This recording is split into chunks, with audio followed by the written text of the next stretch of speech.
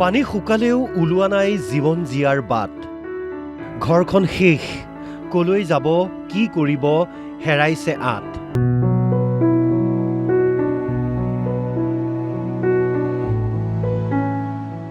এয়া বানে তছনছ কৰা নাজিৰাৰ এখন গাঁৱৰ নিশাৰ দৃশ্য।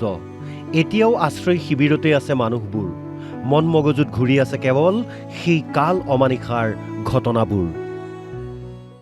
ভৰি ভঙা বোৱাৰীগৰাকী আমাৰ ঘৰত আছিলে, পাছত কেঁচুৱা লৈ আমি ৰছী দি ওপৰত উঠালোঁ, এতিয়া ইয়াতে পৰি আছে, ইয়াত আছে। তেখেতৰ লগত আমি প্ৰথমে বাইদেউহঁতৰ চলাইছোঁ। বাইদেউ কিবা কেতিয়াৰ পৰা আছে আপোনালোক? আমি দেওবাৰৰ পৰা আছোঁ। এই দেওবাৰ পালে 15 দিন হ'ব। মানে এনেকুৱা সময়ত পানী আহি গ'লে মানে আমি একো বস্তু ৰখাব নোৱাৰিলোঁ, চব বস্তু গুচি গ'ল, অকল মানুহকেইটাই জান বাচিলে। তাকো ওচৰত মানুহ এঘৰ শ্ৰদ্ধালাই আছিলে কাৰণে তাত গৈ জান বচালোঁ, বাকী একো বচাব নোৱাৰিলোঁ। এয়া শিৱসাগৰৰ বানমুখ পানীচুক গাঁৱৰ দৃশ্য। এতিয়াও গাঁওখন ডুবি আছে পানীত, মানুহবোৰৰ হাহাকাৰ অৱস্থা। ছাগলীৰ পৰা বহুত অসুবিধা হৈছে, পশুপক্ষী থাকিবৰ কাৰণে মানে দিগদাৰ হৈছে আমাৰ বহুত। এনেকুৱা বান দেখিছে নাই আগত? নাই দেখা, এইবাৰহে দেখিছোঁ। গৰু ছাগলী হাঁহ কুকুৰা সকলো মৰি, ওপৰত তাৰমানে বিচনা পাৰি বাকচ চাকচবোৰ থৈ কাৰ্টন থৈ আমি তলত তাৰমানে চাং পাতি ব্যৱহাৰ কৰি আছোঁ। বানমুখৰ বানাক্ৰান্তক সহায় কৰিবলৈ উপস্থিত হৈছে সুদূৰ নলবাৰীৰ এটা যুৱকৰ দল। সামগ্ৰী দি শ্ৰমদান কৰি বানাক্ৰান্তক কৰিছে সহায়। বিকাশ মঞ্চ নলবাৰীৰ পৰা আহিছোঁ। বানপানী হোৱাৰ খবৰ পোৱাৰ লগে লগে আমাৰ এটি সজাতি দল 1 নং চাউল কৰাত আহি আমাৰ এটি কাৰ্যালয় স্থাপন কৰিছে আৰু ততাতৈয়াকৈ তাৎক্ষণিকভাৱে বানপীড়িতসকলক কিছু সাহায্য দিয়াৰ ব্যৱস্থা কৰিছে। আৰু অনাগত এটা বছৰলৈকে আমি বানপীড়িতসকলৰ কাষত থিয় হৈ থকাৰ পৰিকল্পনা কৰিছোঁ। হয়তো এইটো আৰু বৃদ্ধি হ'ব পাৰে। আমি চেষ্টা কৰিছোঁ যিমানখিনি পাৰোঁ ভিতৰুৱা অঞ্চললৈ যাবলৈ। অতি অবৰ্ণনীয় পৰিৱেশ। আমগুৰিৰ 2 নম্বৰ ৱাৰ্ডৰ 18টা পৰিয়ালৰ ঘৰ জাজি নৈৰ বানে ধ্বংস কৰি পেলালে। পৰিয়ালকেইটাই আশ্ৰয় লৈছে আমগুৰিৰ শান্তিবন শ্মশানত। দুখৰ মাজতো তেওঁলোকে এতিয়া দেখিছে কিছু আশাৰ ৰেঙনি। তেওঁলোকক ঘৰ সাজি দি সহায় কৰিবলৈ আগবাঢ়ি আহিছে জনপ্ৰিয় ইউটিউবাৰ যুৱ সমাজকৰ্মী মিষ্টাৰ বিটু। মই যি কৈছোঁ শিৱসাগৰবাসীয়ে তিনি নগণ্য। শিৱসাগৰে মিষ্টাৰ বিটুক সৃষ্টি কৰা। শিৱসাগৰে দৃষ্টিহীন আশ্ৰমৰ বাবে যিখিনি অৱদান দিছে, মিষ্টাৰ বিটুক আগুৱাই যাবলৈ যিখিনি অৱদান দি থৈছে, এয়া সামান্য। এয়া কোনো মহানতা বুলি নকওঁ, এয়া মোৰ কৰ্তব্য আৰু দায়িত্ব বুলি পালন কৰিছোঁ। অকল মই নহয়, মোৰ লগত সমগ্ৰ অসমবাসী আছে। ইয়াত কাম কৰা টিমটো মোৰ কমপ্লিট আৰু সকলোৱে সহায় কৰিছে। এই ক্ষেত্ৰত মই ভাস্কৰ দত্তৰ নাম ল'ব লাগিব।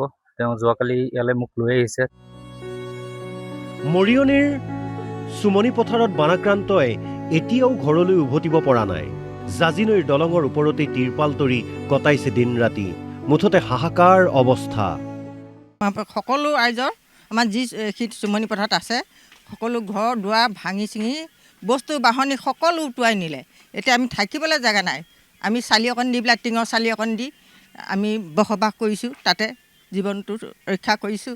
আকৌ ইয়াত চিবিয়া পৰা দিছে, গোটেইখিনি আহি ইয়াতে খোৱা বোৱা হৈছে। সকলো ৰাইজে আমাক সহায় কৰিছে, দিছে। ঘৰ একোৱেই নাই নেকি? ঘৰ একোৱেই নাই। ঘৰ চব উটুৱাই লৈ গুচি গ'ল। এতিয়া আমি দলঙৰ মাজত থকা হৈছে।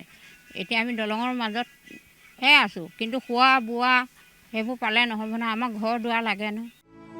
যোৰহাটতো স্বাভাৱিক হোৱা নাই বান পৰিস্থিতি। 2 সপ্তাহৰ পাছতো জলমগ্ন বহু গাঁও। ভোগদৈৰ বানত এতিয়াও বুৰি আছে বহু গাঁও। দিশহাৰা হৈ পৰিছে বানাক্ৰান্ত।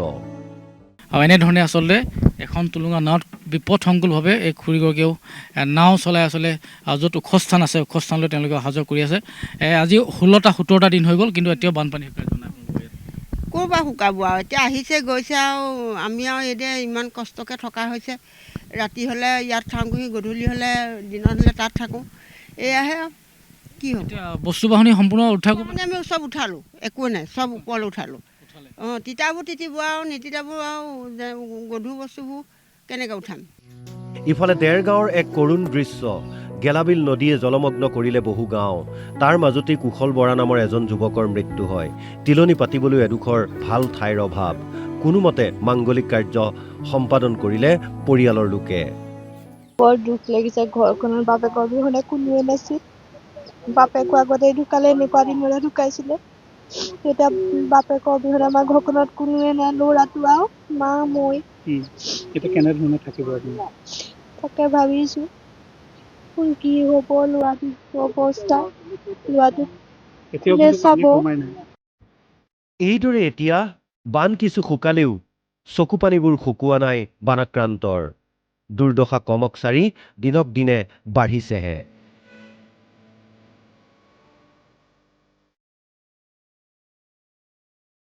Bureau report, Assam live 24।